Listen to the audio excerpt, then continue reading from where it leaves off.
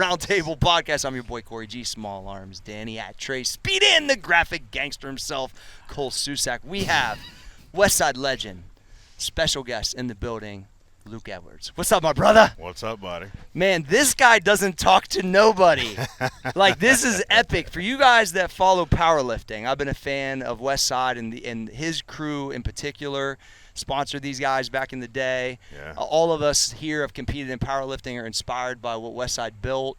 To have Luke out here, which I know you're going to start doing more of this stuff, and you need to. And this motherfucker's on the cover of Westside vs. World. He's the cover model.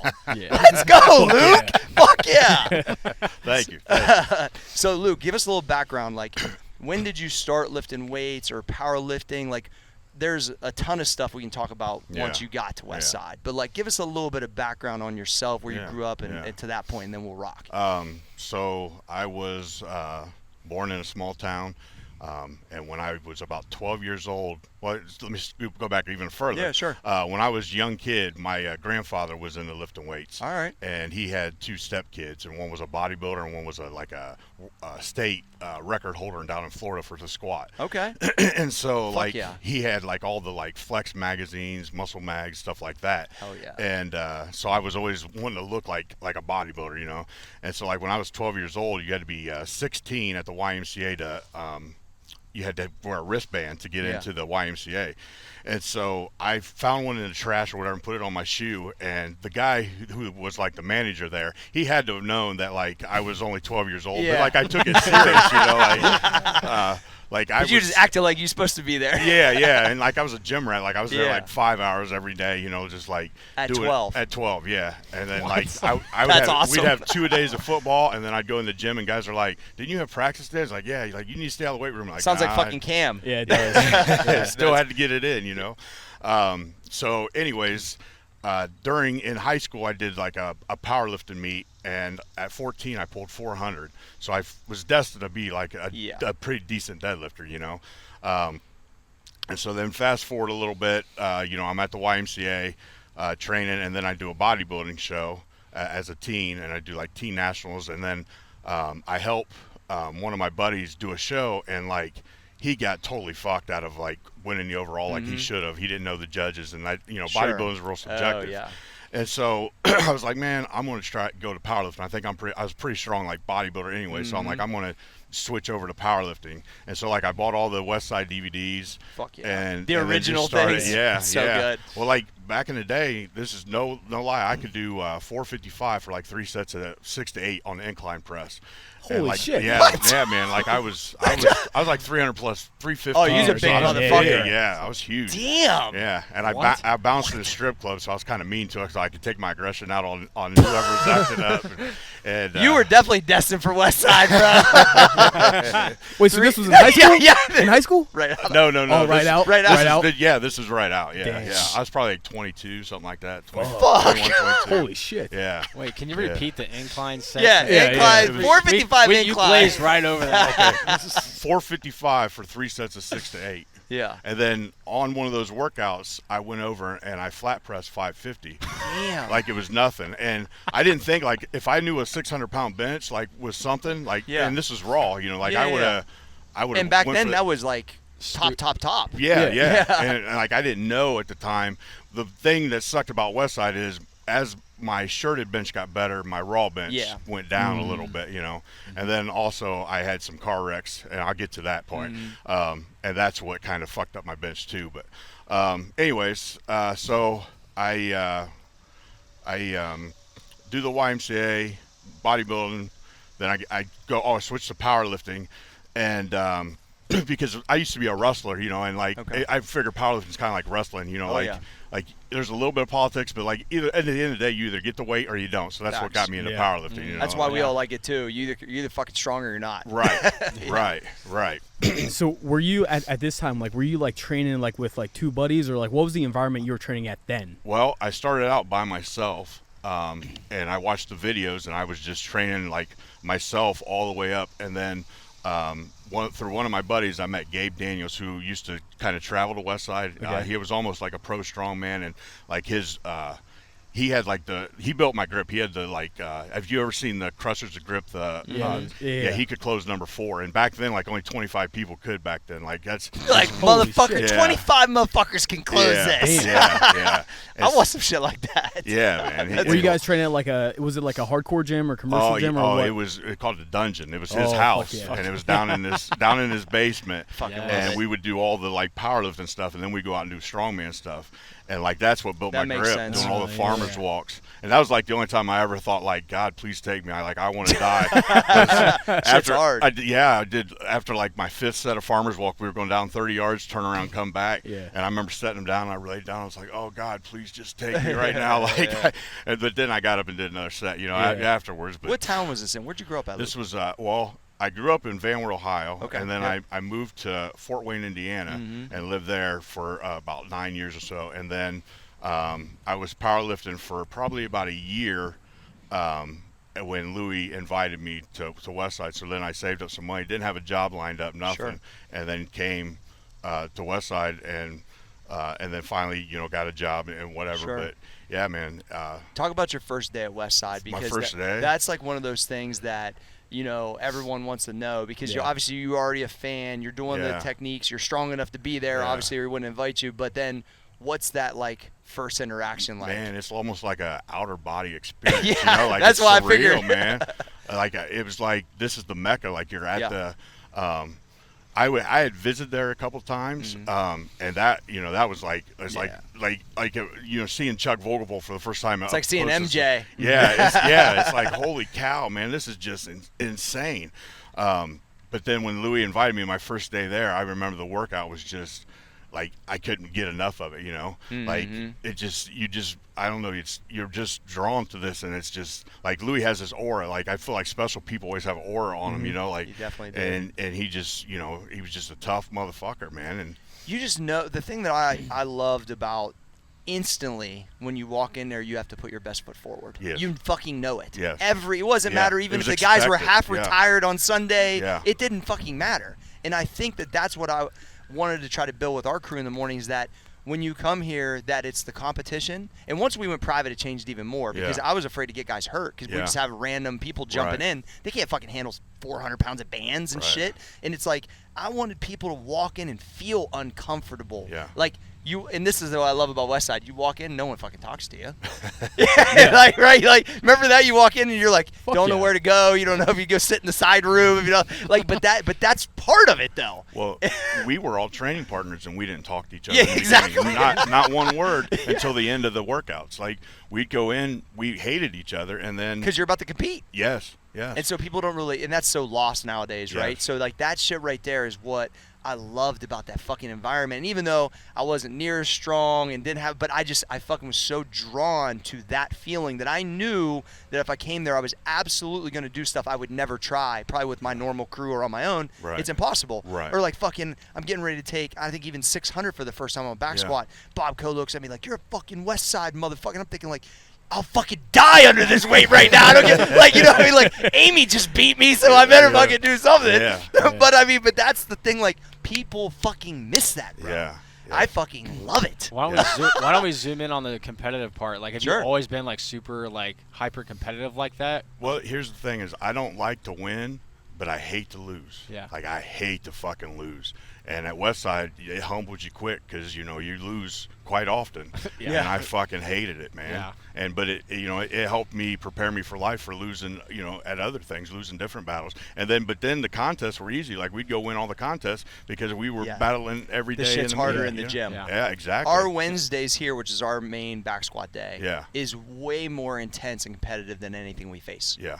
It just is. Yeah. Like, we have to bring the hype at the meet because it's so much more low-key that it feels fucking weird. Yeah. Like, that's the one thing, like, our guys can't wait to get under the bar. That's great. Because they've been fucking, plus we squat like 5 times a week. Yeah. Like 4 front squats and 1 back squat. So the guys are under the bar all the time. Yeah. And with the conjugate, the way I do the variations, like, it limits how heavy they can go on certain days or whatever. Yeah. But the reality is, like, we got so comfortable for that first lift, which is a lot of where guys are fucking, all over the place, that it changed the way that when we go to meets, like, guys can't fucking wait to get back there and going. So it's like that definitely gives us a leg up for sure. It's great to find people that are hungry.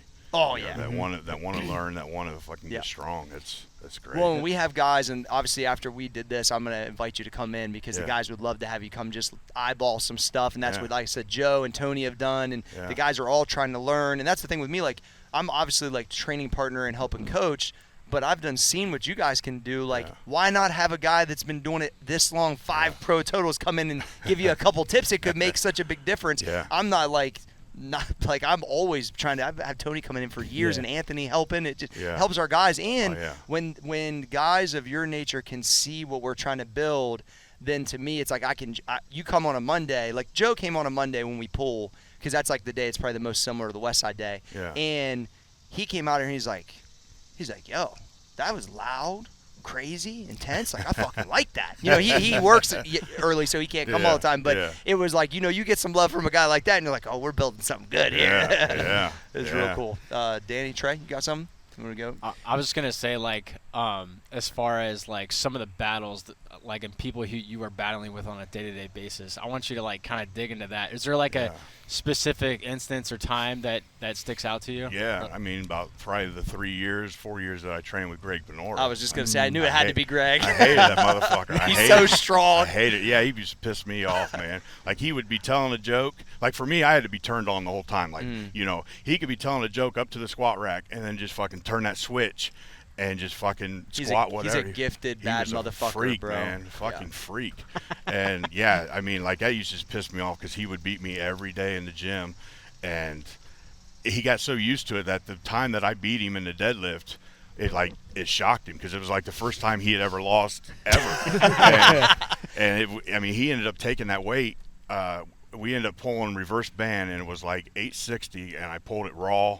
I pulled it the first time, and then Greg missed it.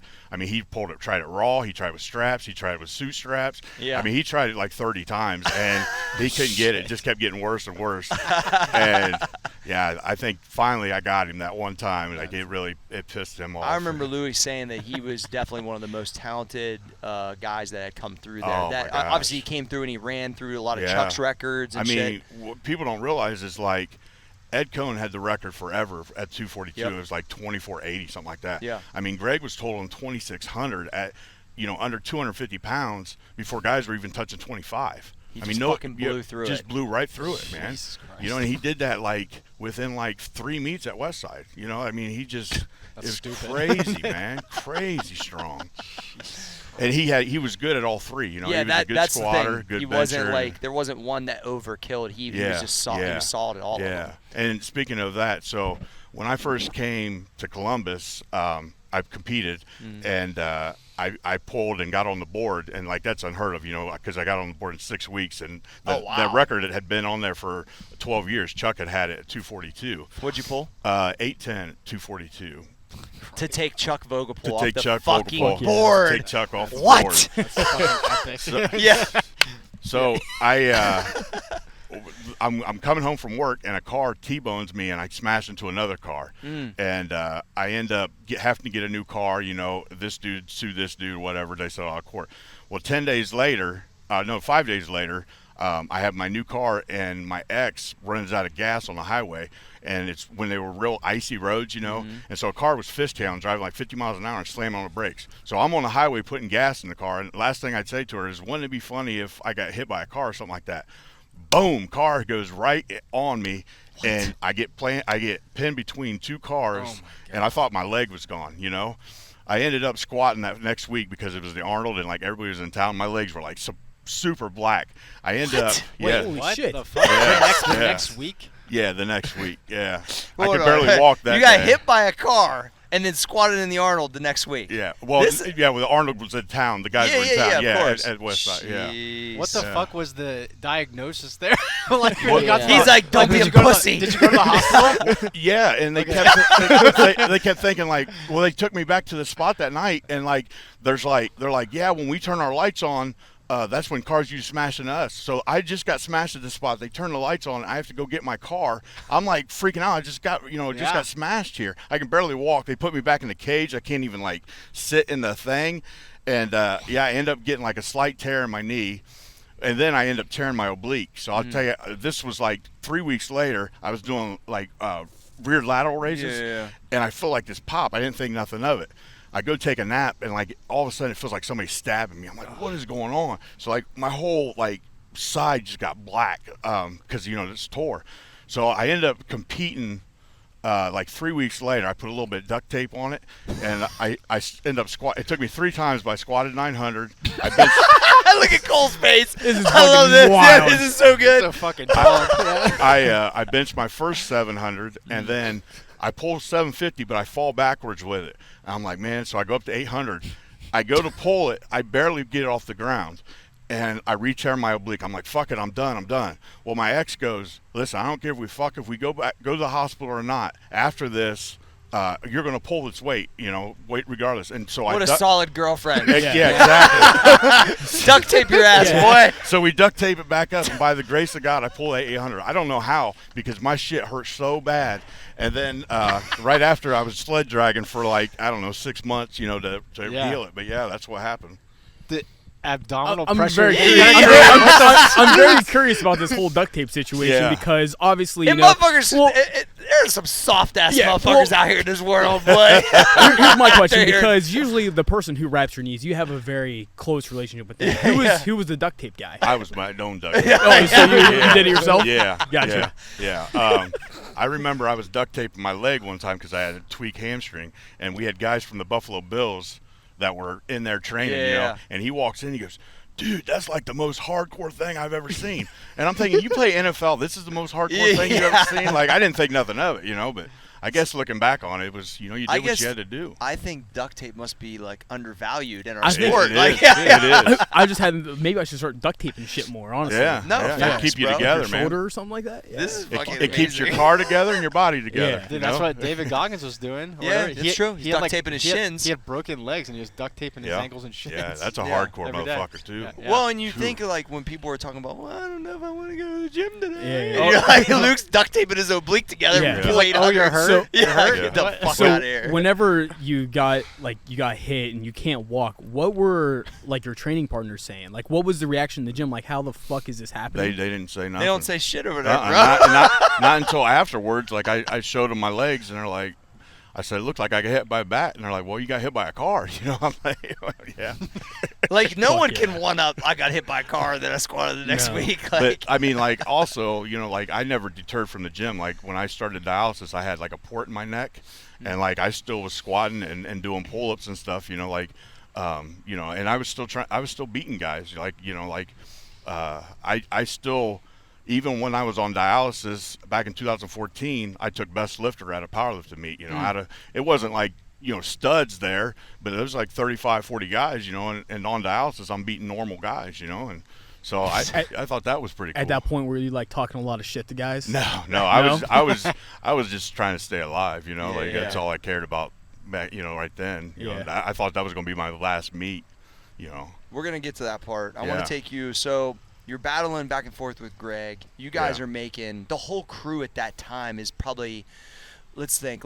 I saw the – so first off, my first experience with Westside was actually when Louis benched 600 pounds. A lot of people don't know this. Wow. But on his 50th birthday, I was a 17 or 18-year-old kid. I did that meet. Wow. So I was supposed to tell the story with Fahey, but I never got a chance to. Yeah. But I was trying to find myself because there is video when he jumps in the guy's arms. He's got the denim shirt. Yeah. So I'm at that meet. It's my second meet ever, Luke. It's in the trailer park close. And I was actually a member of that gym. That was the gym. It was called the Fitness Pavilion. When I told Louis about it years later when I met him, he called it the Trailer Park Nationals. Yep, Trailer Park So Nationals. so I did my second powerlifting meet. It was a bench-only meet or a push-pull. And if you look on I went just to make sure that my brain wasn't messed up. Number one that day is Louis Simmons. He benches 500, 600 on his birthday. Number 70 down the list is Corey Gregory, 250 pounds. So I was confirming that I didn't make this up. But anyway, so when Louis rolls in, you got to figure this is, I didn't really read Powerlifting USA. I was just starting out. I had done one high school meet in that.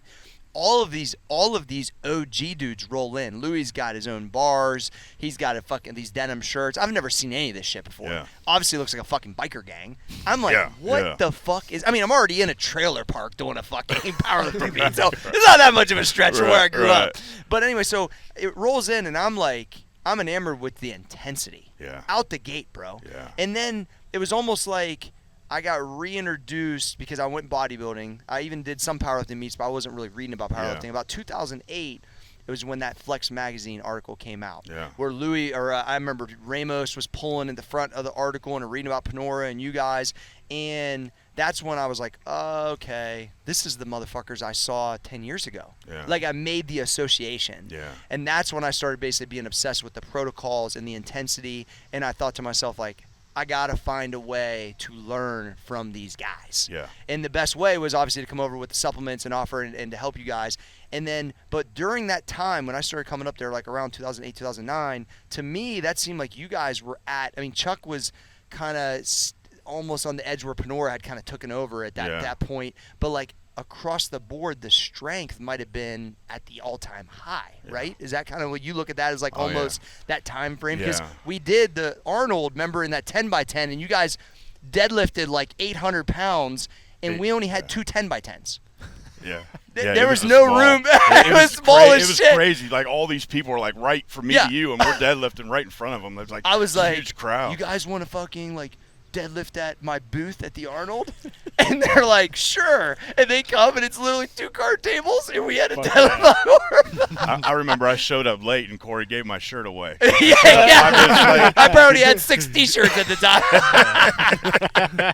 But I just remember like the intensity and the strength across the board in the competition. Like maybe talk about like when it was exact at that point in time when you guys went to meets, there was no one even close to you guys, right?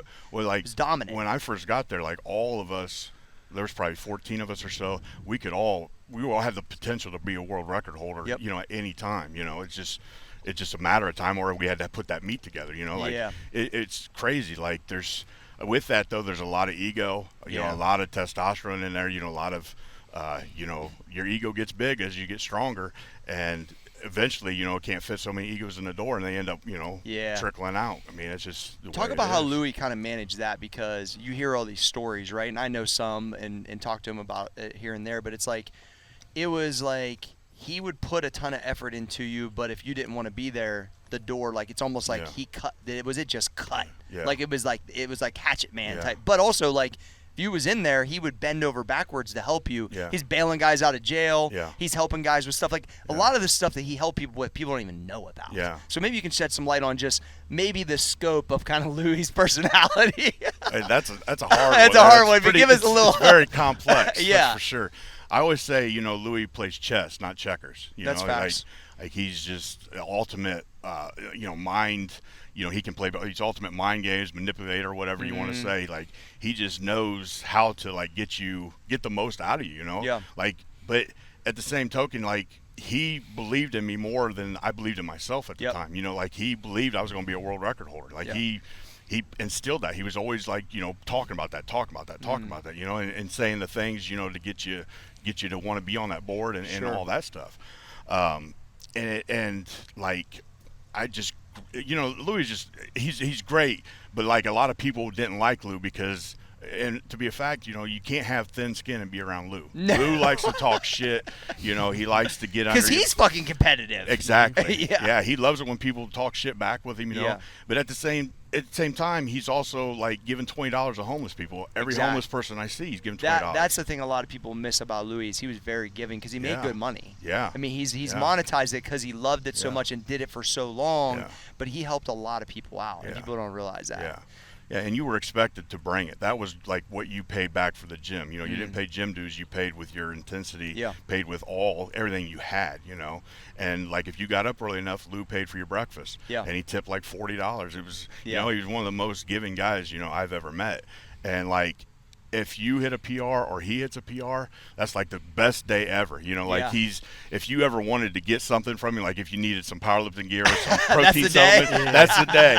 You know, when you hit a PR, he hits a PR because he's you know. The thing I loved that I heard him talk about is that he felt like he was in between heaven and hell. One time he said that because he couldn't compete against you guys anymore. That he was in the environment he always wanted, but he had got too old and too banged up where he couldn't be. And as I've been banged up, which I'm a lot younger than him, but the last couple years, like, it's frustrating when you're like, I've been trying all these years to get it in this building, to get here, and I can't fucking do what I want. But then obviously you're coaching and helping the other guys, and you're seeing them reach crazy heights. And a lot of times I didn't even run into some of these protocols, so I was like in my late 30s either. You know what I mean? But it's like then I see more of a finished product and what it's able to help do. It's a hard one because you go back and forth because I get here every day trying to beat motherfuckers. I actually won the other day, but I think it's because Treadway didn't show up and I beat the other guy on a board press. But I was like, I don't give a fuck. There's 3 motherfuckers here. I won today. So, but I've been working for that for about 4 years, Luke. So you know how it is. We gotta run a break. Oh, we gotta go break. All right, we'll be right back. We got Tyler Treadway for our commercial break. Hold on.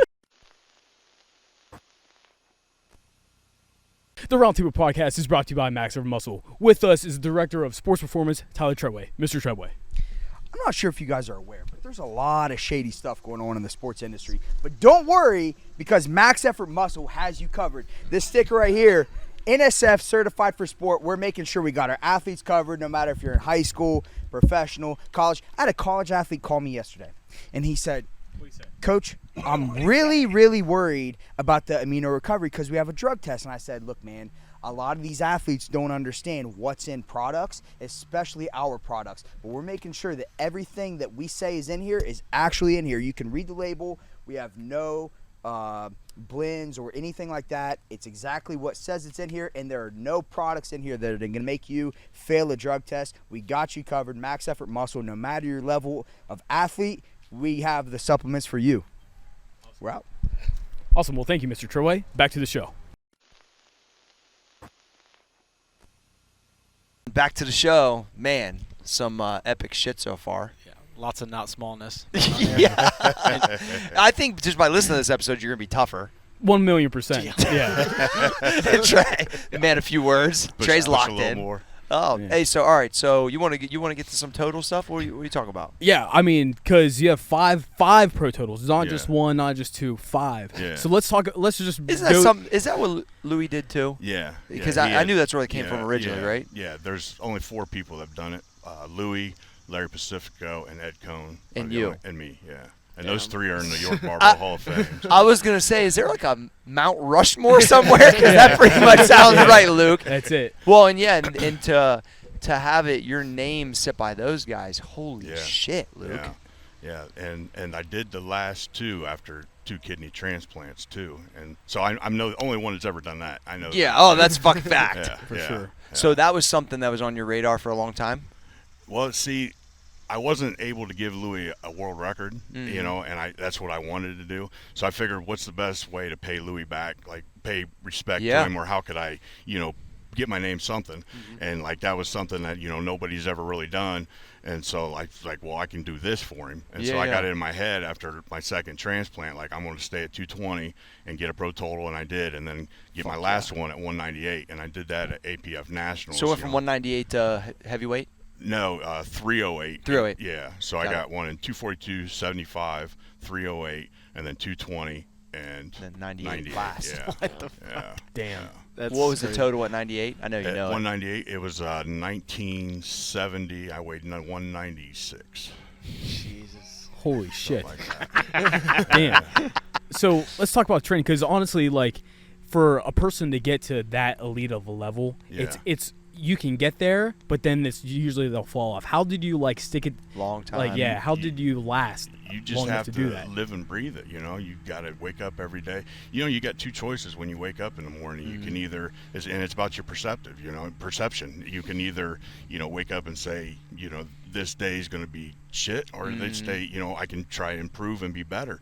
And every day I wanted to get better. You know, I was always hungry. You know, Louis was giving me a free membership to a gym, buying me breakfast. You know, if I ever needed money, you know, I could go to him if I did.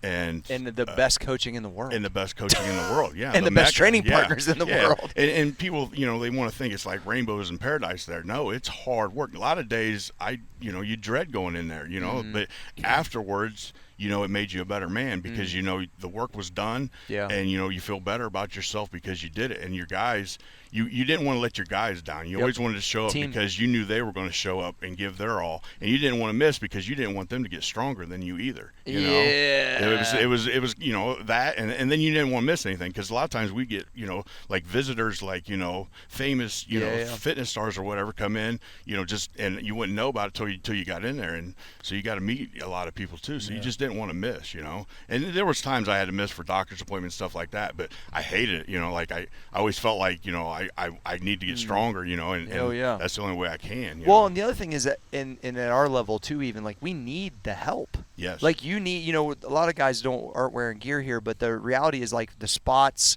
and the fucking guys can get seriously fucking hurt when you start getting at these levels. We're taking all this, fucking 500 pounds plus 400 pounds of bands and all this shit. Like, I fucking fall. Like I had my suit messed up and almost fell over. Like, guys don't realize like you need those fucking training partners because of the competition, because of the help, because of the accountability, all of that stuff. That's why I always thought about you, Luke, is you understood all of those aspects. It didn't seem like because what tells me that is you've been there that whole time. Right. You didn't have like where it was some blow up thing, whatever. Like it just seemed like you understood how great it was. Yeah. You wanted to be great. Yeah. And then that you cared about it at that level. Right. Even though we don't know each other super well, but that was always my perception of you mostly because you're still there. Yeah. So and to me, you got it that whole time, and you still put up big numbers. Yeah. So to me, it was like you had both worlds that you understood what you were walking into and what you had access to. A lot of guys can lose sight of that after a while because it's their norm. Well, like Louis tells you exactly what you're going to get when you get there. Like they start getting world records, their egos get big, and then they forget about like the guys that helped you get there. Like anytime my training partners got a world record, I felt like that was part of mine too, because without my push, that's a real team. Exactly. Without me being there, you wouldn't have done that. And people forget, like Louis says he's going to give you so much money and this, and that's it. Yeah. After that, you're still just another lifter. There's nothing out there. You might have control of the radio for a little while, and that's pretty cool to have that. That's a big deal. That's pretty cool. I had that for a couple months. That was cool. That's funny because I remember I asked Tony about that one time. Like, well, what's the ox situation? He's like, the strongest guy in the gym is the one that runs the ox. It's kind of happening with us right now too, in a way. Tyler Galbraith's got the good playlist. I mean, he's the one who's been putting up some pretty crazy numbers, and so I mean, I kind of outlaw country, but other than that, he pretty much runs it. But I remember, I think it was Ramos told me a story about how you guys used to have a gang of CDs in there, and somebody was playing one that Chuck didn't like. And that fucking Chuck only liked this one CD, and he threw the rest of them in the fucking parking lot. That sounds about right. That sounds like some Chuck would do, for sure. Yeah, that's definitely Chuck. Was the intensity that you saw from those older, the guys that are just a little bit older than you, was it like something you felt like you could match pretty early? Like, was that something like you were up for right out the gate, or was it something that like you saw it and were like, okay, this is what it's gonna take, so you just dial in? Like, I think a lot of people think they know what intense is, but there's levels of it, and this was obviously at the most extreme level. Yeah, I've come to realize now that I'm older, like to do what like we've done and whatnot, you have to be a little fucked up. Oh yeah, 1,000%. And like my first memory of when I was a baby was my dad beating my mom. And so I was like 2, and I had dreams about it for like, I don't know, 5 years or so. And like, I always thought like that was normal, but that's not normal for a kid to have that. That's not a dream, that really happened. You know what I mean? I would just like put it subconsciously or whatever. So like I was born into like a world of violence. So like, you have to have something, in you, like where you don't want to be a bully or you can fight bullies off or whatever, that drive you. And like Louis says, you got to be willing to die, for this. And like, it's not some like, paradise. Like you've got to obsess about it, about being stronger and getting stronger, whatever sport you are. If you're a fighter, you got to live to fight, or if, you're a lifter, live to lift weights and be as strong as you possibly can.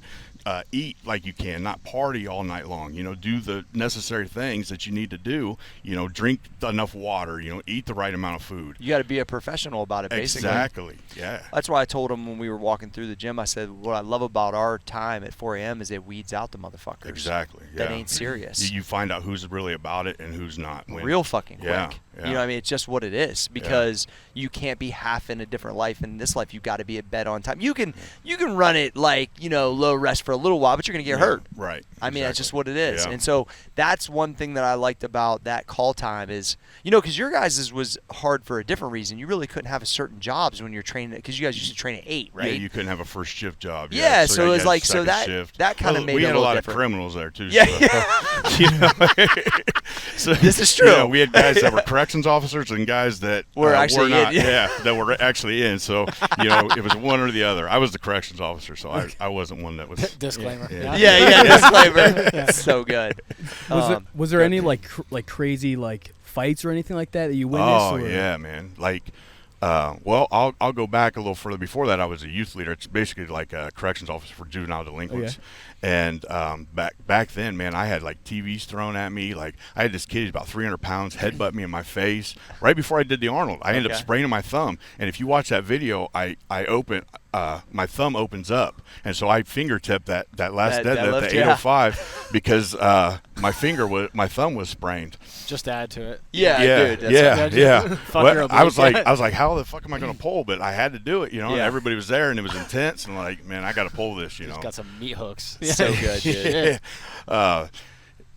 Where was I at now? It was fighting in just Westside. fights. Because I think a lot of people think like, oh, these guys are fucking fist fighting in between sets, which does happen. It does happen. And then like sometimes money was thrown on the table, but I mean it became like say you'd start out with speed benching or speed deadlifting or speed deadlifting, squatting, whatever, it would end up being a max almost every time because somebody's ego, everybody wanted to win, and that was what was great, man. It was always a contest, but on the downside, I think it hurt us at meets because we were going too hard, too long all the time. I think my CNS, like you watch some of my squats, I'm shaky because my CNS is completely fried, like because we use so much band tension, and you guys probably know, like sometimes when you're driving you get lost or your hands go numb or whatever. It's just it's crazy, man. Holy shit. That was the one thing I remember thinking, like after I was there a little bit on Fridays, I was like, all right, I've been reading about these percentages for this dynamic day. This ain't even fucking close to what I've been reading. Because I just remember like Gritter fucking screaming at me and putting more weight on it. I'm like, yeah, this is not 50% plus one band. I'm getting my fucking ass kicked, and I can barely get off this box.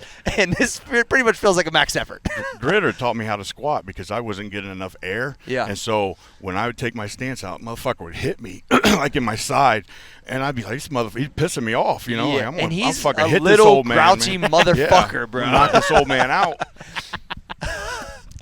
But I ended up squatting 1,000, went from 930 to 1,000. Yeah, and he was like an 800-pound squatter too. Back in he the was day, strong. Right? Yeah, he was real jacked too. Yeah.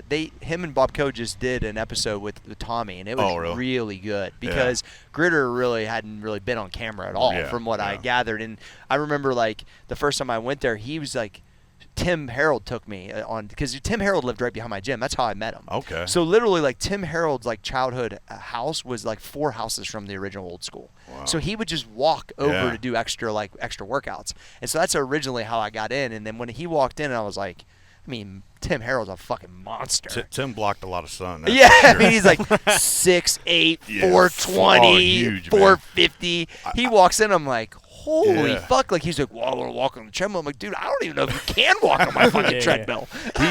His briefs, when he left, was still there. And Tim's like real jack now, like bodybuilder jack. But his briefs were so, like, his leg hole was like as big as somebody's my waist. Yeah, man, it was huge. Yeah, he was such a big guy. I told these guys the first day, I told him, I go, I really want to learn Westside. I think this is when he was kind of taking a break. He was kind of going through some stuff. He wasn't going over as much. Him and Zach Cole both came to my gym. And he's like, all right, let's do good mornings. I'm like, all right, cool. And then he does like fucking 700. Yeah. And I do like 185. And I feel like I'm going to get fucking broken. And he's like, if you want to learn Westside, good mornings. I'll see you Monday. And I'm like, all right. So that was like my entry. And then I started going single ply, started working around a little bit. And he's like, you get up around 600. Maybe we'll start going on Friday nights. And a couple of the guys, it was most of the Newark guys kind of ran over there on Friday nights. And that's when I go up there, and that's when I meet Gritter. And it's a blue band, and we're going on a low box. and I've never squatted. Even at that time at our gym, I think we had a mirror in front of the squat rack or so. Like we weren't together yet. Yeah. I get up there, so I'm all fucking out of whack, Luke. Like Yeah. I'm trying, and Tim looks at me. And he's like, "Please do not make me look like I should not have brought you here, right?" Which I'm sure I have to. So I was, in my mind, I was like, whatever this motherfucker asks me to do, I'm gonna I'll break it if not. So I go, plate. We go to 4 plates, a blue band, and I make it for 1. But Gritter's making me hold it after every time I unrack it. My fucking lower back's going like this. He's screaming at me. That's the worst fucking squat I've ever seen in my life. Who the fuck has ever let you, like, just at me. And so fucking I come in the next week, and then I look over and he goes, "Oh, I figured I scared you away."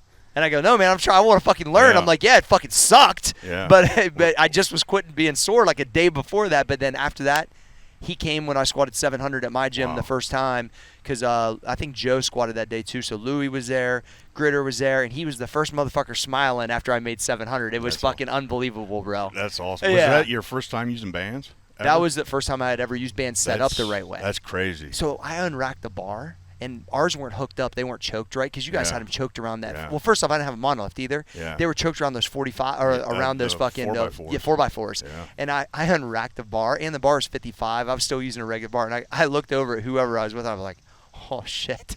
Like I knew it was like noticeably like 200 pounds heavier than what I was doing. Yeah. I knew I was fucked. Yeah, they don't understand how tight that band tension is. 'Cause you see a lot of monoliths, they just have the band around the monoliths. Bro. And this is like, we have stacks of 45s to make it even stronger. Like it's strong. Fucking strong. And then you know about like our old safety squat bar. We call it Old Bessie. Yeah. How that it'll build your squat, break your neck, and fuck your bench up. Sounds like a bad stripper. Yeah. But like guys will say they can safety squat like 700, and they'll come and try that bar, and they can barely get like 450. You know, like that's a man maker for sure. What I really like, and when I got introduced to the camber bar, which Tim had brought one of the old ones over, and it's still here. He never came and got it, which is kind of nice.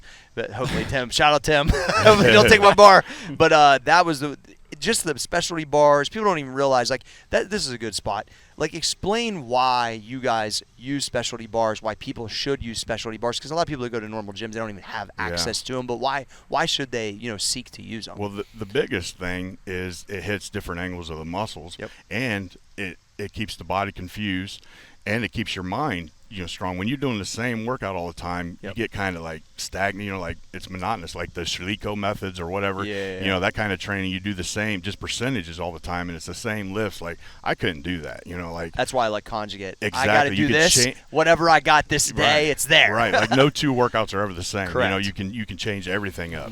And I think that's might be great. A personality thing. Yeah. Because a lot of those guys, it's a lot of more of the nerd dudes that like those percentages and shit. And I'm like, bro, for me to think like I got to do 71% of this today. How about it's on that mat? How much can I pull off of that fucking mat? And can I beat myself by 5 pounds than I did it 6 months ago? Right. It just made so much more sense to me. Because then you're in better shape that way. When you do percentages and stuff, you have to have like a 12-week block all the time. When you do conjugate, you can be, after the 12 weeks, you can be in shape year-round. Yeah. You could You can compete compete anytime. anywhere. Anytime, yeah. And that's the one thing I like is our guys pretty much can drop at a hat and compete, and then you guys could do the same thing. Right. And I think I like that because then it feels like you're always ready. Right. I mean, yeah, you could do your Circumax and all that stuff, but well, like when I was at my height of strength, like I knew I could pull 800 any day of the week. That's gotta be that's a big dick energy feeling. 800. I'll tell you. Travis. Yeah, right. Yeah. I'll tell you what really is when you're the last person to go on the deadlifts. Yeah. At the meet, that's you're when finishing it. Yeah, when you're finishing it and you're the last one, or that's cool. Never experienced that.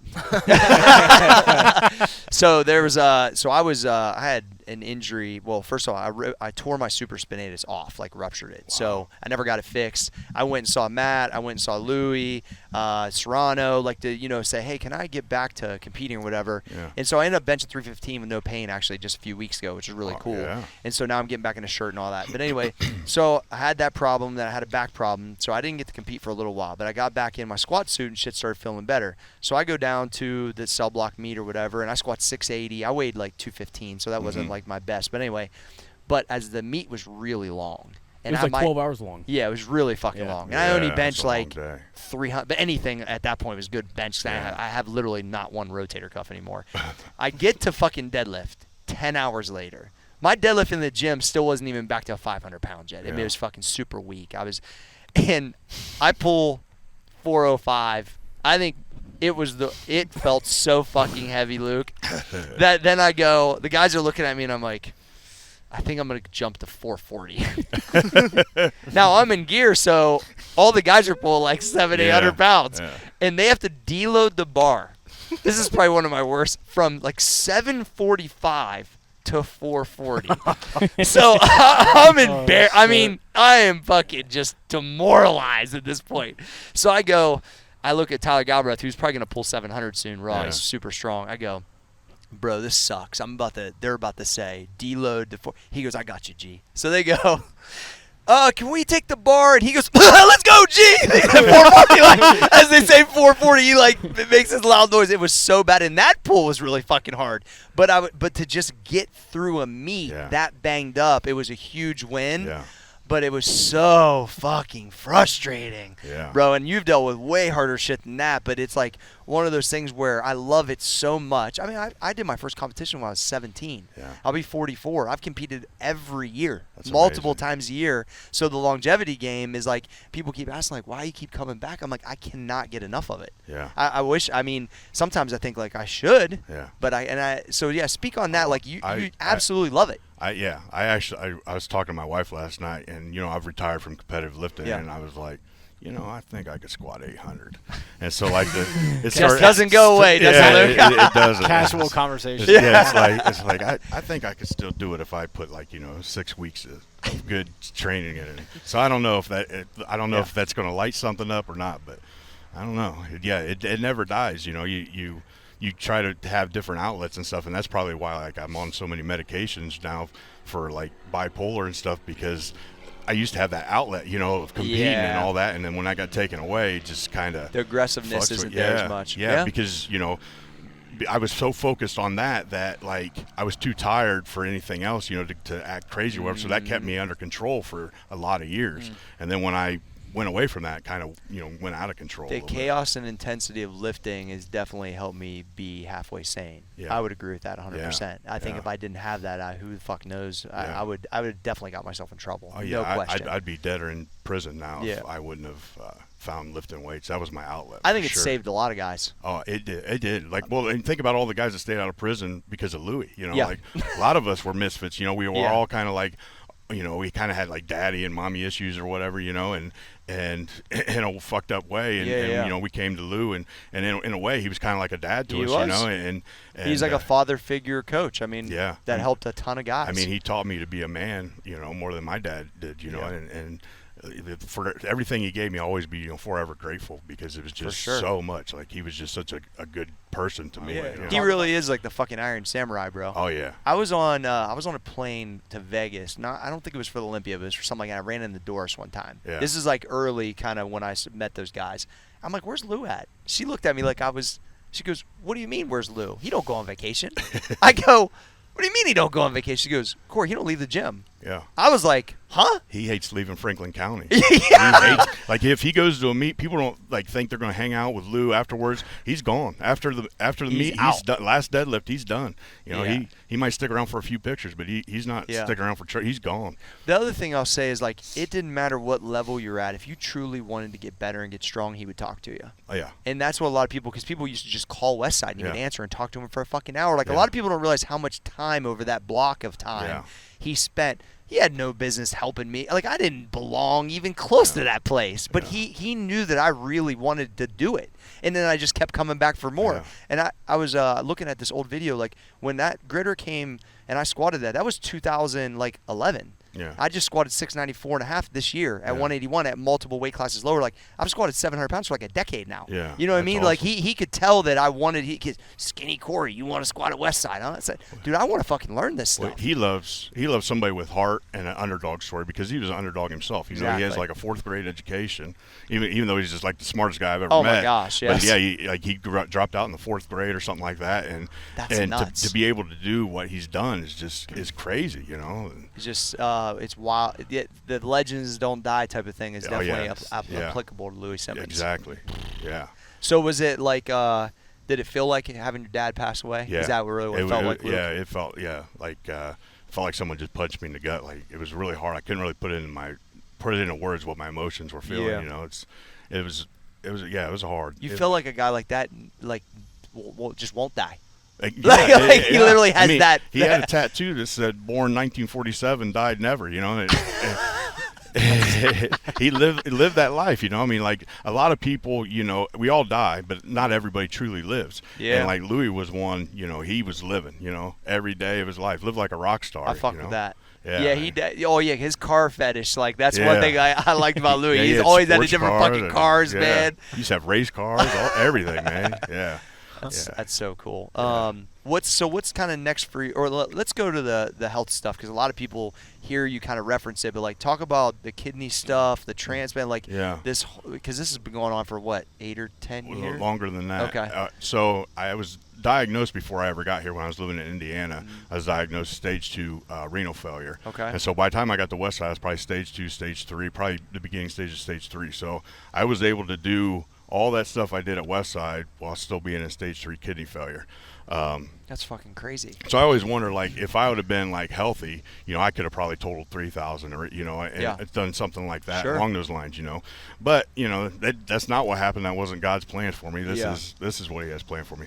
So, anyways, so I find out that I'm in stage 3, and then I'm in Westside about 3 years or so, and I start holding a lot of fluid, Mm-hmm. and I can't control it, and I have a fever of like 104, and then I throw up like everything. Just out of nowhere. Out of nowhere. Okay. Yeah, and so I thought, well, I had a little spot, and I went to the gym and still squatted and everything, and that little spot like spread through my body. And it's because I didn't have any white blood cells, and so I go into the hospital, Damn. and I have a 104 temperature, and I have it for like over 24 hours because the doctor forgot to give me aspirin. And just a second. Yeah, you're good. And so he forgets to give me aspirin. Finally, they get my aspirin, get my fever to calm down. The doctor says, "Do you want to speak to a chaplain or whatever?" You know, because they wanted like to read me my last rites. I'm like, "What the fuck? They I thought just you were want about this- to fucking die. Yeah, I just want this infection taken care of." So I found out I was in stage 5 kidney failure. The doctors wanted me to go on dialysis. I refused it. I ended up competing 6 weeks later. And I could tell, like, my strength. You know, I used to open on the squat 970. I was open at 870 and barely got it. You know, and like I pulled 750, and then I went to try to get on the board with 820, and like it was like they turned the gravity.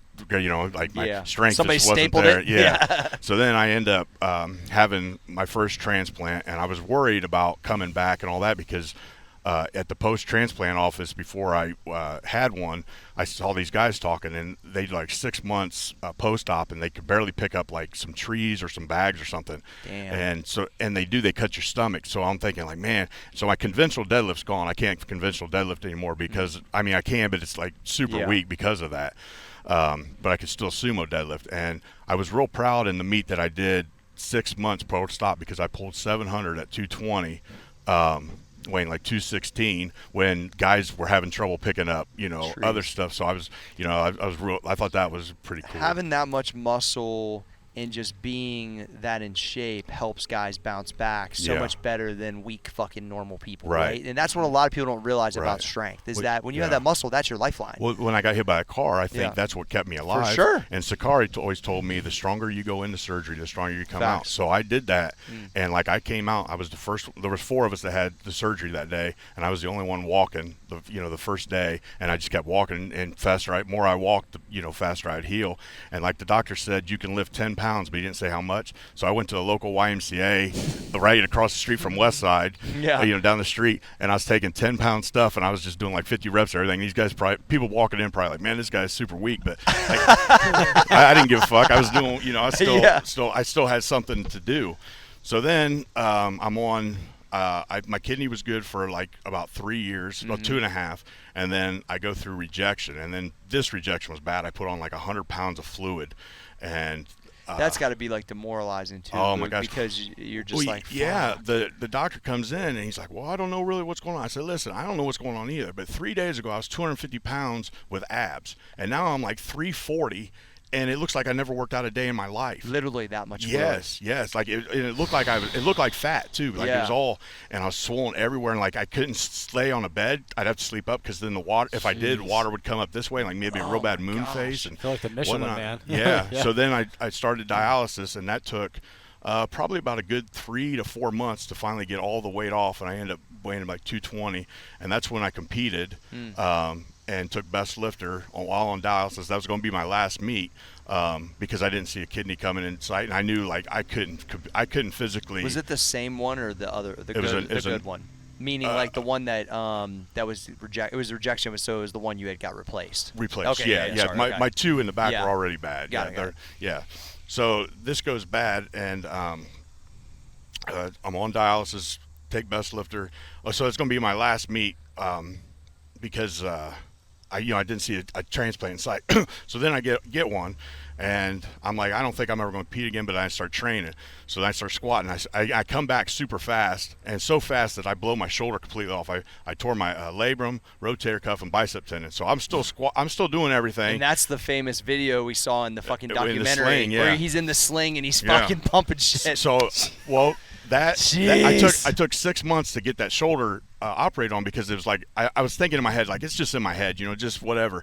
And then when I took like 365 out and I could barely hold it because of my shoulder, and I was benching, I was benching more than that. I was like, oh shit, man. And so I had that done, and that took like 12 weeks to recover. And the doctor said, don't ever bench again. I was already benching at that time. Sure. Yeah. Like these are just guidelines. Yeah. So then for normal humans. Right. I rehab myself, and then that's when, after 2 transplants and being on dialysis before, I get my Pro Tool at 220. And then I get one at 198. It was my last meet, Nationals 2018. And then this past March 2019, I went back on dialysis. And now I do home dialysis. So, like, I set the machine up and do all that, and then I stick myself. I do 2 14-gauge needles. One goes in, pulls the blood out, and spins it, cleans it, and then one pushes the other 14-gauge needle, pushes the blood back in. And I do that 4 times a week for, like, over 4 hours a day. So 4 hours, you got to camp out 4 times a week. Yeah, man. And like, I'm not a big TV watcher, but as I suppose you're probably not either. But like, but you're forced to at this point. You can't do nothing. Yeah, I can't move my arm or nothing. So it's like, what can I do? And I'm right-handed, so like I can't really like write either, and like texting's hard, So I just have to watch TV, man. It's just the fucking challenge you're up against from now on, basically, right, Luke? Right. Well, I mean, hopefully, like another kidney will come, and but then I think about it, like, everything happens, it don't happen on your time, it happens God's timing. I've grown to find that, like, you can't be impatient because clearly God's been telling me something, He's keeping me here, but it's to do something else, obviously. And I think now it's coaching because, like, I was hesitant to get into coaching, but then once I started doing it, it was like, oh my gosh, like, I love this. It's super rewarding, right? Man. And then, like, the first meet I went to with my client was like, this was the first, like, it was almost like my first meet, but through different eyes, and it's just, it was such a rewarding feeling. Like, it's exhausting too, because it's like, you want it so bad for them. Yeah. And like, almost like more than they do, but as much, we'll say as much. You start to really understand, how much Louis loved it, right? Mm-hmm. Seeing you guys do those things. Well, he got lucky too, because he was able to, he had a situation where he was able to get the best of the best. Yep. You know what I mean? Like, that's hard to do, but he did it by letting us train there for free, and so if you could you ever have that opportunity, that's sweet, Yeah. But I would love to be able to say, I'm training, world champions, and I train a lady now. Her name's Gail, and she's a 66-year-old cancer survivor. So she knows like what it's like to be told you're going to die or feel like you're going to die, and then come back, and then she just. She squatted 165, which was a 5-pound all-time PR before cancer. So her best squat before cancer was 160. After cancer, 165. And so, like, you're beaming for a 160-pound squat. That's what it's all about, right there. Yeah, so cool. Yeah, that's so cool. Well, I got a chance to. My son competed for the first time at Larry's place last year. And he's a senior in high school now, but he was a junior. And that was probably one of the coolest things was, wrapping his knees for his third squat. So he weighs 148. Actually, Trey took his name off the board. So that was the thing is we didn't have a lot of guys at 148. Definitely not as strong as Trey. Yeah. But he's like, so if I go, how do I got? He's like asking me questions like, I'm pretty sure I can beat that squat that's up there. It was like, what was it, like 380, Trey, when you beat it? Yeah. Yeah. I was like, yeah, I'm pretty, because he can front squat like 315. He's real strong. Wow. And so I was like, but you got to do it at a meet. And so he's like, all right. He's like, let's go. So we go, and he opens up, smokes like 365 or whatever. We go and we beat 380, and then the record in the RPS is 430. Yeah. So this was like one of the coolest things ever. He's like, Dad, I can squat more than 430. I go, I think you can too. I'm like, but we got to jump to 400 first. I'm not jumping you from 380 to 430. Now I like that idea, Right. but I'm wrapping him, and and he's cool and calm and collected. I'm thinking, this is the wildest shit. And I was so proud of him, the way he handled himself. He pulled 400, squatted. He did end up squatting 402, but they red lighted him. The guy tapped my leg, and I called him up, and then they said, that guy hit the red light. I'm like, didn't you fucking tap my leg, motherfucker? But it was like one of those situations, but whatever. But he goes 402, like 185. 402. Wow. In high school at 148, I was That's fucking awesome. beaming, man. It was Yeah. unbelievable that. And then hopefully he'll do another meet and I can do it with him. I didn't Yeah. want the first meet to be that way. Yeah. But I want to do some Griffey Jr. shit. You Oh, know what I yeah. mean? Like That's that's my sweet. plan. That's so sweet. and then Yeah. he knew Trey just squatted. What was it? 452. Yeah, Didn't you to squat? me, yeah. He squatted 452 at 148. Took Wow. him off pretty good, and he's gonna squat 500 the next meet. And so I was like, yeah, you probably ain't getting that back. I don't know. Like you have to grow up Put a some little work bit. in, Yeah. Some work So, in. but that being able to have somebody and coach them, especially when it was family, it was, but I get the same way with these guys. Like, yeah. I get super excited when they get those goals, and I still want to fucking beat them every day. Yeah. But the reality is, to see them progress is unbelievable. Well, you're more than you're just a coach. It's your family. Yeah, it is. I always say the difference between a trainer and a coach. A trainer counts reps. A coach changes lives. And we need to cut that up for his IG. That's a good one, everybody.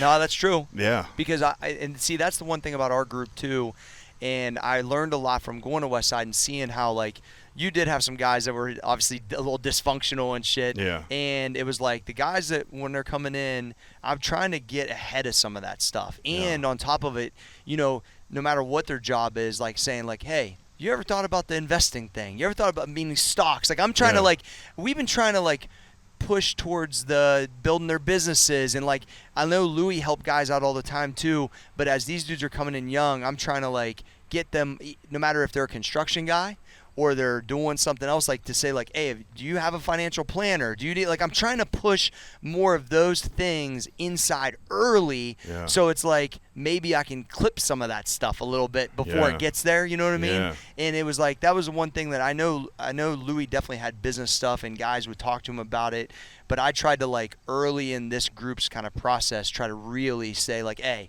I've made good money and we're building a business. You come in here in between sets. If we are talking, I'm trying to tell you about the stock I'm buying. And I don't care whether you got $20 or $200,000. It doesn't fucking matter. It's all relative. Right. But trying to get that type of dialogue so we can have maybe a little less dysfunction going on. Right. Everybody wants to talk about the hot chick they ran through or whatever. I get all that. But you know what I'm saying? But I always say just leave it on your phone. Just don't send it to mine. Right. Exactly. Don't clip that for Instagram. Good rule. All right, where do we go from there? I don't know.